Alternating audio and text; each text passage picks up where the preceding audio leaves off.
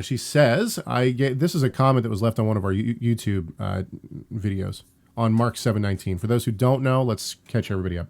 For those who don't know, Mark 7:19 is talking about what makes a person clean, right? He's talking about the hypocrites, and he's talking about the Pharisees and how they're so busy washing the outside of their body to make it clean that they forget that what's on the inside is unclean, and that you need to wash the inside before you can worry about the outside. And he uses the analogy. It's actually very clever. He uses the analogy of excrement, because excrement is unclean. And he said, for I walk in your, you should go outside the camp, and I'm paraphrasing, obviously, go outside the camp, use a shovel, and do your business out there, and then cover it over, for I walk in your camp, right? So, in other words, the Holy One doesn't want to have to worry about stepping in something unclean. And what does the body do? The body has something on the inside that's unclean, and it purges what is unclean and gets it out, and it goes into the latrine.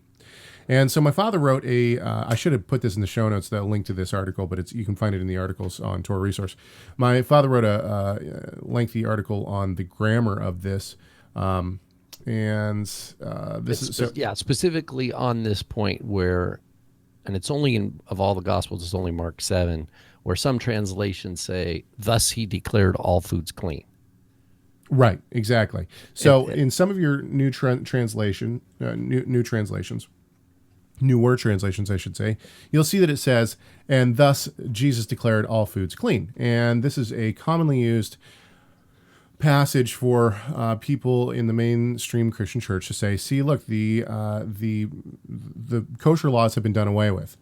However, if you look in your King James Version Bible, or I think it's in the New King James as well, if you look in your New King James Version Bible, it says, thus purging all foods. So that seems like quite a big difference in English, thus purging all foods and thus declaring all foods clean.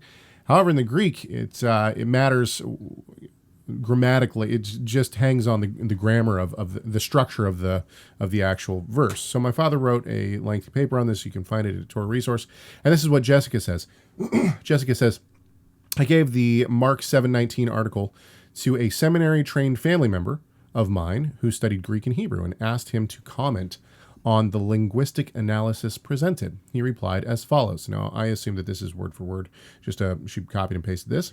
This is a quote. The author seems to grasp the issue at hand, that the participle must have an antecedent that matches its own gender, case, and number. This is applied in the verb, not the pronoun, lege, he said. As he states, this is the most obvious reading of the text, page 17. The verse should be translated, he said, cleansing all foods. Are you so lacking in understanding also? His case against this is faulty for two reasons. One is the assertion that katharizo has an alternate meaning of purge. Now, my father and I actually sat down after we read this. I sent it to him as well. And we did a study, just a quick search. It wasn't really a study. We just did a quick search in the Septuagint of this word katharizo. And I would disagree with the idea that this never means purge.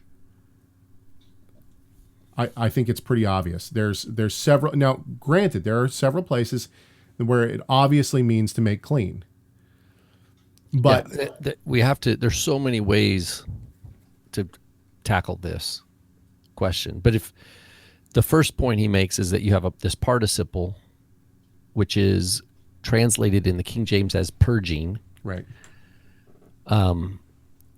Purging all meats, needs to have an antecedent, because remember, a participle in Greek does not have a. It needs an actor. You need to know who is doing the action. This is going to get technical for those who are listening, but hang in there with us. Yeah. So, what this response to Tim's article, and it's the same stance taken in many translations, is that the antecedent is this verb lege, which is the first word of verse 18. But the participle doesn't occur till towards the end of verse 19. So it's a pretty big stretch to suggest that the person who gets to the participle needs to remember a word that was like 25 words earlier. I think that's a big stretch. I think the King James Version it has it very simply, and that the antecedent is the abstract process of what's going on in the digestive system. And that's what your dad says in the article. And don't miss any clips from Messiah Matters by clicking the subscribe button. Also, give this video a thumbs up and share it so other people can see it too.